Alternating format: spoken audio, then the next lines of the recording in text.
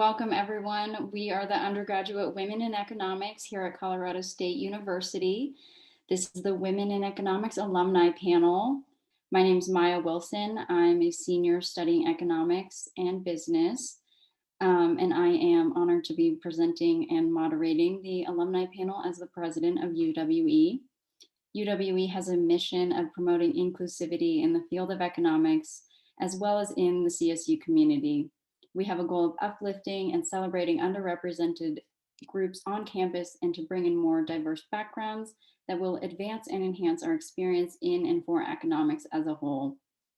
Today, we're going to highlight a few prominent women in economics who have once been a student here at CSU, hear about their experiences, and see where they are now. Introduce yourself, what your degrees are, and where you're currently working. Great. Got my undergraduate degree actually at Assumption University, which is a small Catholic university in Massachusetts. But I came to CSU to get my graduate degree. So I have a master's in economics from CSU that I got in 2018. And I'm still plugging away at the dissertation. So I almost have a PhD in economics from CSU. But until then, I'm still working at CSU. I teach, some classes at CSU. I also teach part-time at Front Range. Right now, I am also a visiting researcher at Duke University. And I also work for Alyssa Bronstein, who's the chair of our department, and she runs a journal called Feminist Economics, and I help her, manage some of the day-to-day stuff with that. Great, thank you. Kristen? Hi, everybody. I'm Kristen Malloy. I went to CSU and graduated back in 2017 with a double major in economics and finance. I was also a part of UWE. It's so great to see that it's still going strong. I think that's great. Since I graduated, I started with the Federal Reserve Bank of Kansas City as a bank examiner. So I've been there ever since, going on 4 years this year. Just finished. We have a pretty extensive training program that lasts 3 to 4 years. Also actively involved with campus recruiting. We're kind of wrapping up our season now, but future contacts, if anybody's interested in the Fed after talking today, let me know and keep in touch. Great, thank you. Everyone, my name is Adiam Tesfasselassie. I am a graduate of CSU in Econ 2018, and I'm currently in Washington, D.C., where I work as a policy analyst at, it's an initiative under Georgetown Law called Economic Security and Opportunity Initiative. Great, thank you. So now we'll move on to the pre-selected questions that have been submitted beforehand. So we'll just rotate through the speakers for those different categories. And if there's time at the end, we'll open it up to a live Q&A. If you send us a question with your email attached, you could win a prize. So the first category is undergraduate degrees. So Kristen, what type of benefit has your undergraduate degree given you? You know, I definitely am not as involved with economics as you may think with the bank, with working with the Federal Reserve. We do have the monetary policy side of the Federal Reserve, so that's kind of more of our economists. I decided not to go that route and went more in the bank examination route, which aligns a little bit more with finance, but really economics is a huge part of it too. So some of the things that we do include, before COVID, traveling to different banks around our district and essentially auditing them. So a lot of that kind of plays into what's going on economically, in their respective areas, and kind of how is that impacting the bank. So I'd say high level, that is definitely something that I think about a lot, and my economics degree definitely helps me there. Great, thank you. But Sarah, could you add to that for your undergraduate experience?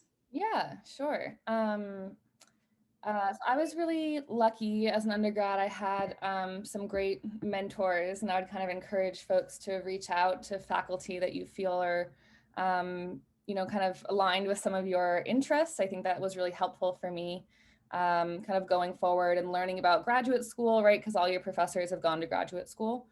So that was really, really helpful for me. And I also think it was really helpful for me in undergrad. I took, a lot of classes in, of course, economics, but also in like math and, but also like liberal arts and writing. And I think all of those things really helped me get to where I am now, where a lot of my time is like doing research and writing economics papers and, applying a lot of those different skills all at once. Do you wish you did something more than another, like more classes geared towards something else versus another? No, I think I had a good balance. I had a math minor. I wish I had maybe started it a little bit earlier. I didn't really know that you needed to have like a lot of math knowledge in grad school until like halfway through my sophomore, like closer to my junior year. So I really like crammed in a lot of like calculus and linear algebra and all this stuff kind of towards the end of my time in undergrad. But I think otherwise, I think just like a broad selection of classes. And economics is a social science, right? So learning all these different, different things, I think was great and really helpful. Adiam, about what your tips are for getting into grad school, because I know that you're going to go there for data science for your master's. So do you have any advice for us? Ooh, outside of ensuring that you, again, like follow your interest in school, I think for me, a couple of things that helped me even narrow down my interest in graduate programs overall was involving myself in different research projects as well as different internships and different programs as a whole. When I was in CSU, even after I graduated, I had this goal in going to grad school for a PhD in econ, and so I right after and right after graduating, I took a research fellowship, and the past 2 years I was a research fellow. And then in addition to that, I was constantly talking to graduate students who were doing their PhDs in econ, just to get a feel of like the environment and what that process has been for them, as well as just really understanding what classes that I needed to take. So like I know I was very unaware when I was in undergrad, but econ is a lot of math, right? So do I want to take up to linear algebra? Do I want to take differential equations and so on? I knew that I didn't want that much math in my life, realistically speaking. And so I also did, so this past summer, I did the American Econ Association summer program.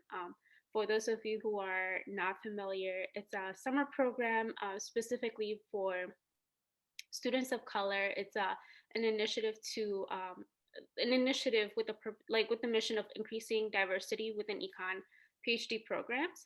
And so I participated in the summer program this summer, and it was like, okay, so after this program, I know for sure whether I want to do econ for a PhD or other graduate programs. For me personally, econ PhD isn't necessarily the route, but I'm very much so interested in data. I'm interested in the kind of things that we could do in data, especially as it's kind of close or like very similar to econ. And so just really like overall, I would say talking to folks and really seeing what the atmosphere of graduate programs are, what is needed, really understanding what you're getting yourself into. And then the other part is just ensuring that you're involved and that you're exploring different things, making sure that you are doing research and working on research and just taking classes and so on. Great, thank you. Sarah, could you tell us what graduate school is like for your master's and how that has led into your PhD program? So yeah, for my master's, it looks like a lot of coursework. You're taking a lot of advanced like micro and macro economics courses. You're also taking some econometrics courses, some some kind of quantitative methods type courses. And then closer to the end, you get to do a bit more like field work. So stuff, that's more specific and maybe that suits your interest more. My fields were public economics, so looking at things, like public policy, and political economy. So I took classes in Marxian economics and in the political economy of race and gender. So that's kind of how it looked for me. And I think, what's cool about a lot of economics PhD programs is that you get your master's along the way. So I got my master's in 2018, but now I'm kind of still just progressing to my PhD because I'm at the same place. And if you're I would kind of suggest that if you're even just thinking about a master's in economics, I would encourage you to just think about even just applying to PhD programs because, right, I applied as a PhD student and they funded me, right? They paid for my tuition. They gave me, I got to teach and got some graduate teaching stipends. Right, and I know sometimes if you're just applying to a terminal master's program, sometimes they don't do that and you end up even more in student debt, right? So, right, lots of PhD programs do that. And a lot of people I know kind of decided after the 2 years, they said, I don't think I want to keep going with this. So they just left with their master's and that's it, right? So I that's something I would keep in mind if you're worried about kind of the financial side of it, or you don't want to commit to a whole PhD, you don't have to, right?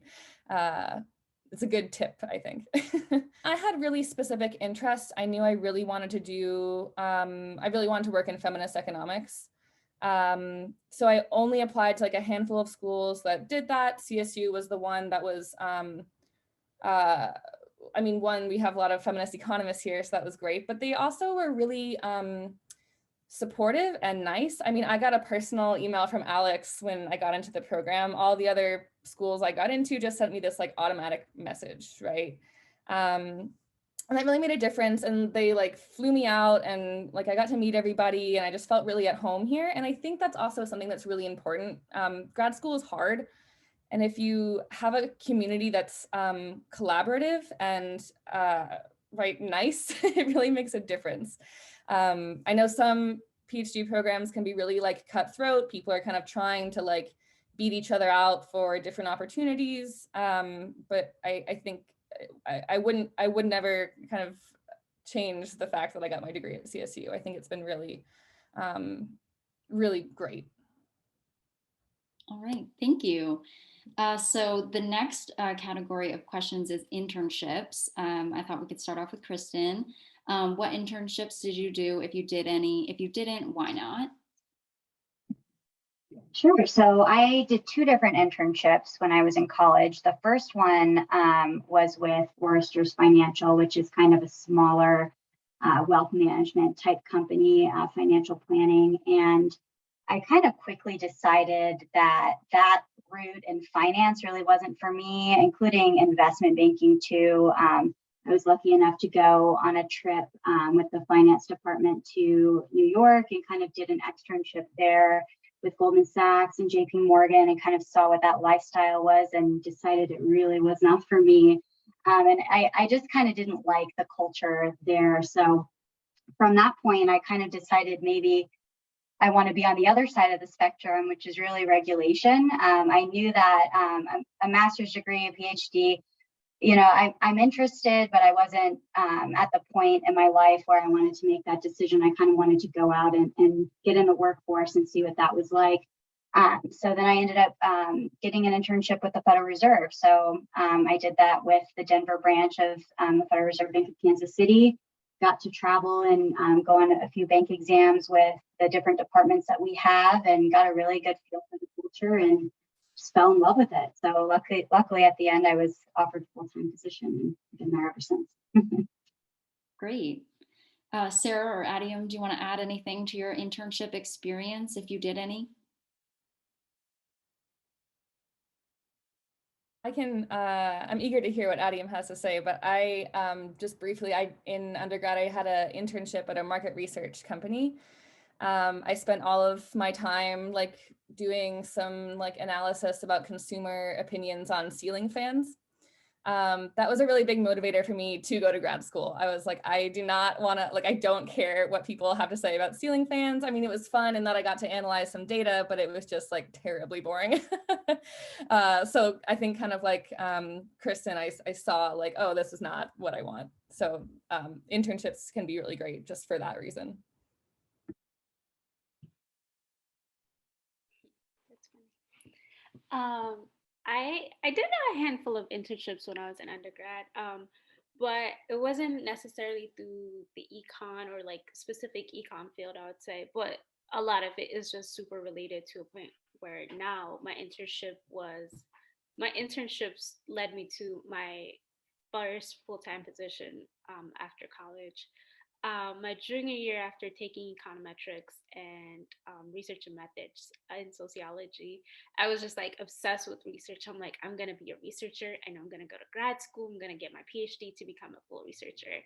And so, in that moment, I'm a first generation college student. I'm like, as I'm going through college, I'm navigating what everything meant. Really, I didn't know that you could do research as a full-time job.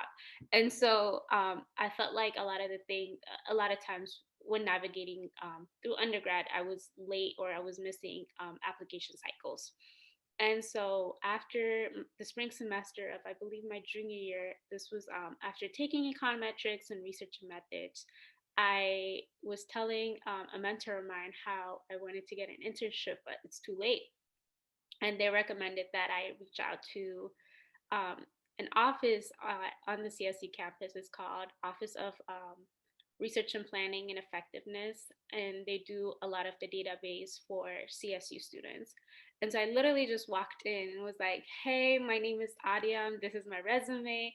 I don't know if you are hiring, but I'm really interested in doing research, and I don't know if you have internship, but I'm open to get either paid or unpaid internship. I just want to get that experience.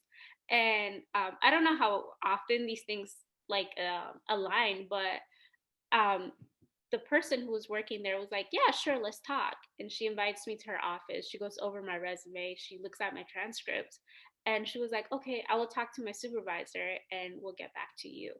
And for me, it was like, okay, I'm about to get an unpaid internship. And then they got back to me and they were like, you can work on this specific, it's called the National Student Engagement Survey. And they were like, we have this database, you can work on it, you can produce your research, or you can produce a report for the summer, and we'll pay you at this rate. And so that set the precedent for me and research, because I dedicated my entire summer on working on this research.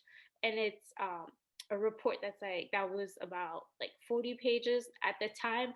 That was the most I've written, right? And now working in policy research, that's my average projects and my average reports. But the reason why I brought that up is a lot of times, it, at least thinking back to where I was, right? Like I felt like I didn't know what I was doing, but really just taking that initiative to even reach out to people and communities on our members of community on our campus kind of helped me, because that internship kind of led me to my other positions on campus. A lot of it was through the sociology department, but my supervisor and my internship connected me with faculty within the CS or the sociology department, and she connected me to her PhD students, and so I got to be on their research team and I got to do research. And then the last internship was also through that same professor, but I was more so consulting and providing specifically within like office design space and the human design, which I thought was like super interesting. And even though it wasn't connected to econ, but it allowed me to gain skills in Qualtrics and SPSS and so on. So different applicable softwares that can be transferred to other positions. Great, thank you. We could actually use that as a transition to talk about the career and the workforce section of questions that we have.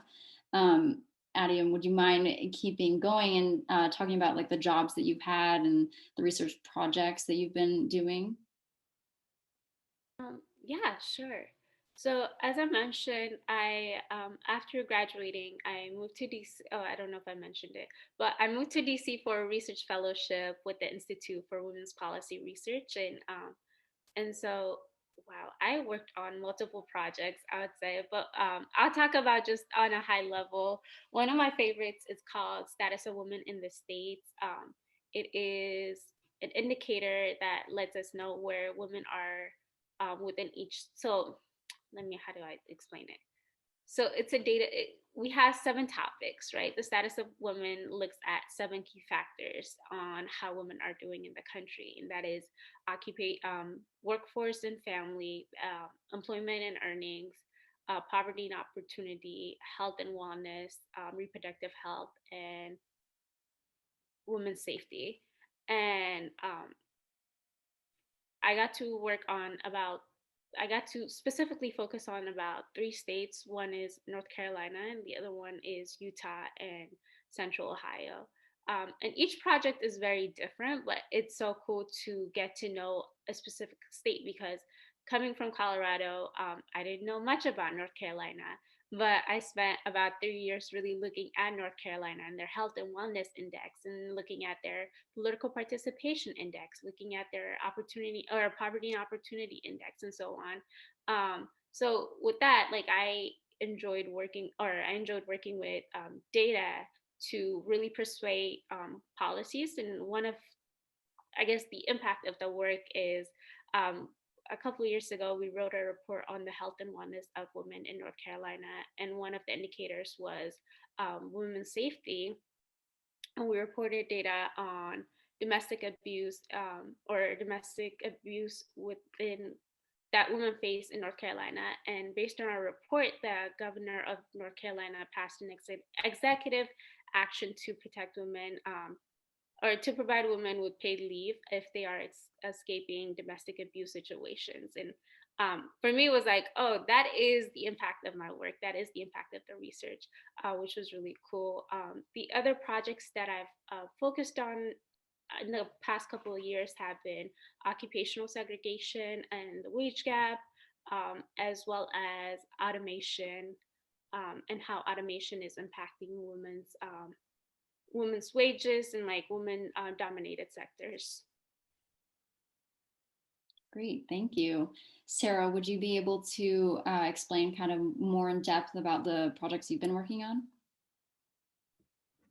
Yeah, sure. So while I'm here at Duke, my fellowship here is to do some history of economic thought research. So I'm researching kind of the historical origins of the occupational crowding hypothesis, which feminist economist named Barbara Bergman is kind of famous for. Otherwise, in my dissertation, I do a lot of research on intra-household bargaining. So essentially kind of how people decide who's going to do unpaid labor in the home. Right now I'm working on a project where I'm thinking about how business ownership, right, small business ownership in a family affects who does what type of housework in the home. So those are some of my projects. I mean, I think things are right, always in flux, and that's what's so cool about kind of having the liberty to do my own research. I can kind of just like walk down some paths that I think are interesting, and yeah, and I think that's just been such a incredible luxury. And I am kind of craving, right, some of what Adiam is talking about with like policy impact, right? And you can certainly do that in graduate school and beyond, right, after you've got your PhD. But in any case, that's kind of a taste of what I've been doing. How did you get into those specializations? What sparked it for you? I think a lot of it was honestly like just personal experience, which is why it's really important that we have more diversity in economics, right? I mean, I like watched my dad started a business when I was a kid, and I watched my mom just like take on all of the unpaid housework. Like she was already doing most of it, right? And then she had to do all of it. And so, I mean, again, a lot of this is just from everyone's own lived experiences. And I think that's why we need to kind of push for more of us to go into the field. Great, thank you. So this question can be for anyone. Could someone tell us if there have been any issues arising in your workplace due to gender differences? And if so, how did you overcome them? Yeah, I think that this is something that probably a lot of people can relate to, whether you go the grad school route or go into the field. It's pretty common that it's going to be male dominated, and that's how it is in banking. That's how it is in my specific department in the Federal Reserve too. And I think, what's interesting is I feel like women have to spend a lot more time thinking about how they go about issues at work, or how they're going to be perceived in a way that's different from maybe how a male would be perceived in the same instance. So that is real. And I don't know if I have any like grand advice about how to get over that, but all I try to do is try to be involved in different initiatives. If you go, industry route, be involved in, what your industry is trying to do to change that. So, being involved in diversity and inclusion, if they do have a specific department or whatever that is, involved in campus recruiting and recruiting in general, if you can, just trying to change the narrative a little bit, get out there and talk to the younger generation about opportunities and how, bringing in this diversity of perspective that comes from being a woman, being Black, being, any of the above, that's going to benefit any organization. And you should be working for an organization that values that. And if they do, then there will be ways for you to be involved to make a difference, which I think is really cool. Yeah, definitely. Sarah or Adiam, anything to add?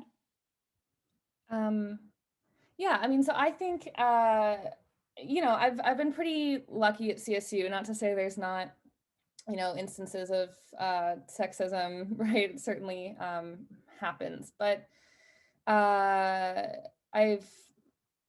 especially kind of noticed here at Duke, we've been every week we present research, we share papers, and everyone else kind of in the faculty and in the fellowship program will comment on your research.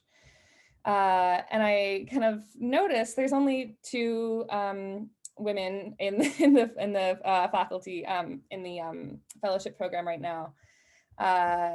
And we've noticed, right, that the questions that are asked of us tend to be a little bit more hostile, tend to be a little bit more like aggressive, tend to be a little bit more like demanding, or like assuming that you don't know what you're talking about and like kind of talking down to you.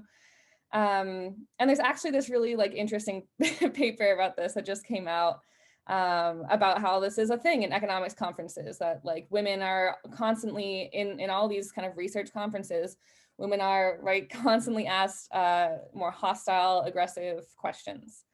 So that's something, right? Like, I mean, it's kind of it's unfortunate, and I think it is changing. At least I think people are waking up to some of these things, and I think a lot of folks in kind of our generation are doing better with that. But it's certainly something to kind of be aware of, I think, if you're going to be an academic economist. All right, thank you. So our last category is just of general questions. So Kristen, how have you seen economics be incorporated into your work? Yeah, so, I talked about this a little bit earlier, but a lot of what we do kind of on more the micro level is we're gathering information from bankers and getting an idea of kind of what their respective communities are looking like, right? So banks have this interesting perspective of their economy on a micro level and kind of how various borrowers in those areas are doing. They're looking at their financials. They have a really good idea of what their communities are faced with. And over the past year, with COVID, we've gotten a lot of like feet on the ground information about how these smaller communities especially are doing and how it's affected them.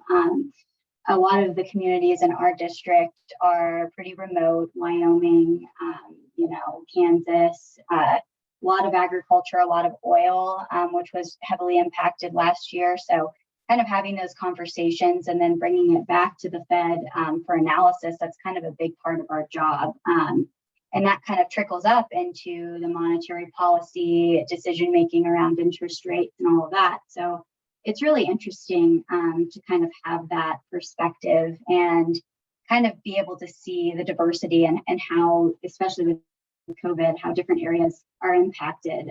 Some of our bigger banks are in Jackson Hole, Wyoming, and they're doing great because they're, a road trip destination, and that's really impacted them in a positive way with travel and all that. So it's really interesting. I think I'm kind of more on, again, the regulation side, and at the Fed, of course, you could just be hardcore economists too, but a lot of the information they're gathering, that data is coming from bank examiners and other people that are in the field that are getting some information about how these communities are coping with various things. Great, thank you. So Adiam and then Sarah, what skills have allowed you to succeed in your current position? I will divide them up by saying soft skills and hard skills. As far as hard skills, I think really knowing, at least having some familiarity with Stata or R or Python, especially as we were moving towards big data and data-driven society. So yeah, data analysis, especially knowing different softwares, really doing literature reviews or having that practice, how to annotate, how to understand scientific research was super helpful. As far as soft skills, I would say adaptability is one of the biggest and most important skills, especially as you enter entry-level positions. Because when we're in school, we learn in the classrooms and we understand them and so on, but the job or being on the job and being practical is completely different. And so really knowing how to adapt and how to ask the right questions and not being afraid to ask, I think those are really important skills that are needed for first time, like entry-level positions, I would say. Thank you. Sarah, do you have anything to add? Yeah, I mean, I'll echo what you kind of just said about, statistical software and programming languages, but also, literature reviews and stuff. I think as far as, though, right, my success in graduate school, or I think anyone's success in graduate school really kind of boils down to just like plain old persistence. There's a lot of people who have been really, really smart and left graduate school because it's, it's just kind of a lot of work and it's a long journey, right? And it's especially a PhD, right, is several years of your life. And I think, right, you don't have to be like, I don't know, I think there's this misconception about graduate school that you have to be like very, very smart to do well in graduate school. I don't think that's true at all. I think you just have to be like persistent and like willing to put in work to teach yourself things. There's a lot of like independent learning and like struggling and like trying to read like some like technical manual that you don't really like understand. And so I really just think that persistence has kind of been my biggest or most important skill in graduate school. Great, thank you. So before our last question we have here, if you have any questions of your own, please start typing them in the chat box. So our final question, Kristen, how can a beginner start now? What could someone do in terms of declaring a minor, getting involved on campus? Do you wish you did anything differently?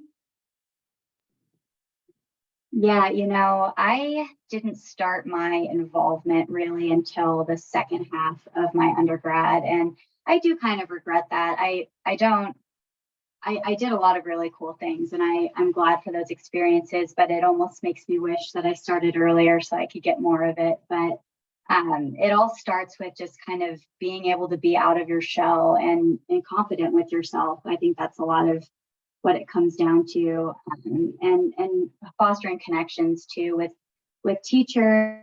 And I know that's hard, especially these days, being remote, but I think a lot of what the world is really is networking, which is kind of a buzzword, but putting yourself out there, making connections, not being afraid to reach out. And this goes for when you, or if you want to go more the career route over getting a PhD first, not being afraid to reach out to people on LinkedIn and do all of that.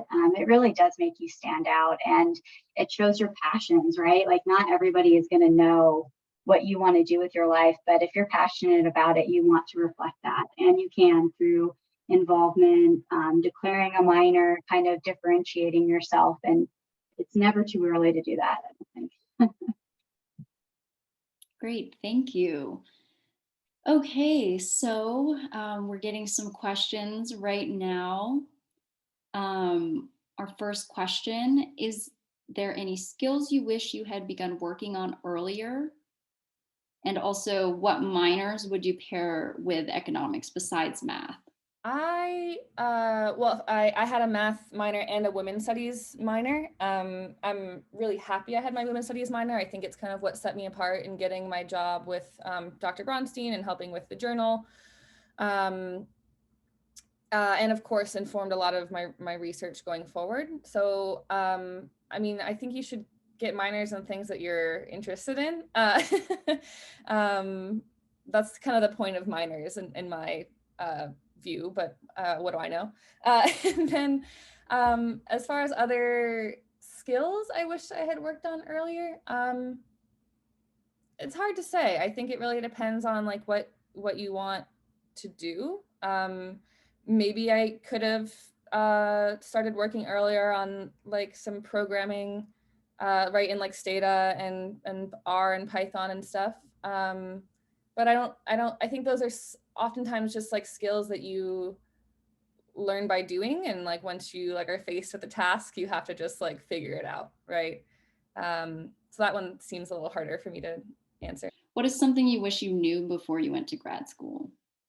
Something I wish I knew. I'm happy that I knew that I wanted a place that was collaborative. I'm happy that I knew I wanted a place that was specialized in the stuff I was interested in. I'm happy that I, took some math classes, namely calculus and linear algebra, especially.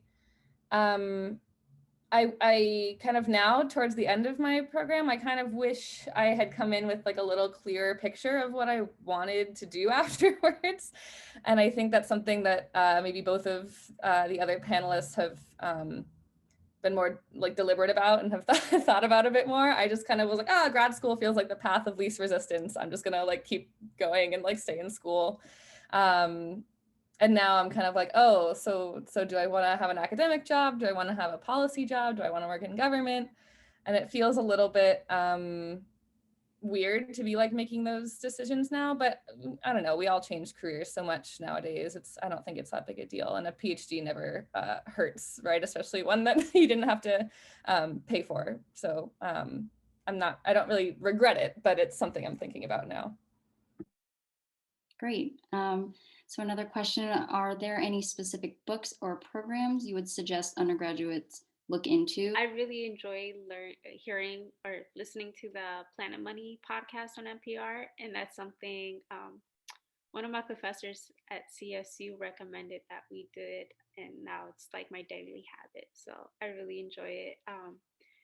It doesn't necessarily guide me towards my career, but I learned a lot of things about econ in ways that I have not before. So I guess that's a recommendation. Great, thank you. Yeah. Another question, wondering about how many math classes you take for the undergraduate and then graduate program. How many math classes? I kind of forget how many. I took enough to get a math minor. The ones that have felt relevant, again, are like as much calculus as you can kind of get through, and linear algebra. I think I took like discrete structures and numerical analysis as well. But the calculus and linear algebra ones feel more relevant for me, at least. And then in grad school, it's you know, different for whatever program or department you go to, but at CSU we have just like one is called like Quantitative Methods for Economists. It's a little bit of like review if you have already taken a lot of the math classes, but where you're applying a lot of like you're like a lot of your classes, like the like advanced micro and macro and econometrics, like they're basically math classes. Like you're doing a lot of calculus and kind of linear algebra in those programs. Thank you. Did any of you struggle finding internships? I think a lot of us are during COVID having trouble with that, but what was your experience like? Yeah, I think I kind of benefited from a better economic situation than maybe you all are, which is really unfortunate. And I feel for you there. But I don't know if I really struggled, but it wasn't like what I think what's difficult is with internships is you're going in with really no understanding really of what you're going to be doing. You might have an idea, but likely the job is different than what you have in your head. So I think it's important to just view internships as strictly that. There is a part of it where you're trying to impress the employer or whatever you're doing, you know, over the summer, and you want to leave a good impression. But just as much of it is about if you're actually interested in what you're doing. Is it something that you could see yourself doing long term? And balancing that too with you know, the fact that you don't have to make a lifelong decision either. And it's very common, I know this was mentioned earlier, to not know exactly what you want to do even at the end of your undergrad. And that's okay. Lots of people don't know. And it'll all work out. But I think as far as finding internships, again, that goes back to networking, talking to your teachers. A lot of teachers have good connections, you know, that can get you in the door places, and that does make a big difference. Having those connections can definitely take you far. So I got, again, I didn't love my internship, but it was informative for me and helped kind of guide my path. I got my internship through the Career Center at my undergrad. I would recommend you reach out to ours at CSU. People who are looking for interns will they want to hire someone from CSU if they're on that like job platform. So that's another little plug for that. Another question, would you consider math to be something that blocks or deters people from economics? I mean, that's feels like kind of a personal question in that maybe you are not the person who asked the question, just like anyone like thinking about taking a math class or whatever might feel intimidated by it. I thought I was bad at math. Like I thought in high school that I was bad at math. And then I started doing math in some of my economics classes and was like, oh, this is cool. Like I said, I had a pretty poor math background. And then I just like this one professor in my intermediate micro class in undergrad, I was in his office hours and he just like taught me calculus and like, you know, Calc 1 in like an hour. Right. And so don't feel, I don't know, I hope you don't feel intimidated, but I know that lots of people do. What is one piece of advice you would give to someone in finding a career in economics? I feel like there's so much you could do in economics. A career in economics can mean so many different things. I think it's just figuring out which one is for you, for one. And then also LinkedIn, I think Kristen mentioned it, but LinkedIn is such a great source. You can look into CSU alumni who got their degree in economics, so you get to see the different things they are doing right now or have been able to do. You can connect with them, just so you have a better understanding of what the options are. Because I know I personally was not aware of the different things that I could do with an econ degree while I was a student there. So definitely utilize LinkedIn, and then econ just means you could do so much. So really finding out what works for you and what your interest areas are. All right, great. Thank you. I think we're good to wrap up now. Those were great questions. Thank you everyone for your participation and your questions. We'll be picking some people for a prize later. One last piece of advice or any final thoughts from our speakers? There's not a lot of us in economics.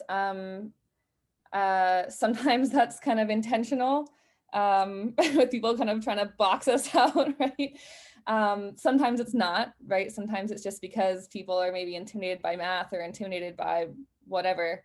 Like, you can do it, and like, be persistent. And if anyone has any more questions about like grad school or anything, you can certainly reach out to me later. But Thank you. I was going to say something similar, Sarah. Like, I think most likely most of you all will end up in a field that may be male dominated. And I think a lot of times women are overly apologetic about that. And you almost feel like you can't take up space, right? Or there's a lot of imposter syndrome stuff too, all of this. And I think what's really important is to just keep in mind that you have the right to be the loudest voice in the room too. And you can make a difference just like everyone else. And, people can hear you and listen to you too. Your opinion and your background is just as valid as everybody else's. So. Thank you. Adiam, anything to add? Definitely echoing both what Sarah and Kristen had said. One thing that I really want to add is that there's a lot of pre-doc and post-bac programs, especially for those of you who are thinking about going to grad school, but you don't necessarily want to go to grad school right after, you're still exploring. Econ has a lot of pre-doctoral and post-baccalaureate programs, and these are where you are like, let's say at Brookings or even the Federal Reserve has RA positions where you are doing research, but you also have the opportunity to take classes and you get to have mentorship from leading economists, or it could be at a university, whether it's Harvard or NYU or so on. So these programs do exist. And so whenever I get a chance, Maya, I'll be happy to send you a list of pre-doc and post-bac programs that you all can apply.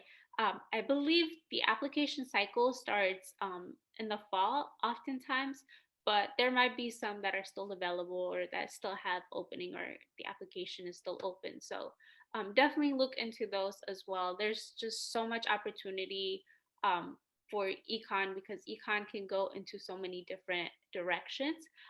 It's such a great major to be in. So definitely use that into your leverage and think big. Great, thank you. So actually we just got a question about that. So that program is not quite a master's or PhD? No, so it depends on the institution. So a friend of mine is doing her pre-doc at Columbia right now. And what she's doing is she is taking classes. So if you, let's say you realize you don't want, or you didn't realize you wanted to get a PhD in econ until your junior year and you're behind on your math. Those years during your pre-doc or post-bac are going to be helpful in helping you get caught up. So you could take, she's currently taking like calc classes and like linear algebra and so on, while also doing research with a professor. So by the time she is done with her pre-doc, she has research out with a professor, and she is also caught up on her math programs. That way she's able to apply to PhD programs. And they may sometimes be just 1 year, but oftentimes they are 2 years. So it's not necessarily a master's or a PhD, but it's a bridge in between to ensure that you succeed into you get into the PhD programs, two, that you are successful in these PhD programs because you have been trained and you have received that form of mentoring. Great, thank you. All right, so if we haven't answered your questions or you think of something later, you can follow up with us. Feel free to email us at uweColoradoState@gmail.com or connect with us on Instagram. I want to give a big thank you to all of our speakers. Thank you for taking the time to answer our questions and shine a light on women in economics as an inspiration for us here in the program, and hopefully to inspire others to come aboard as well. Have a great day, everyone. Thank you so much for being here. We really appreciate it.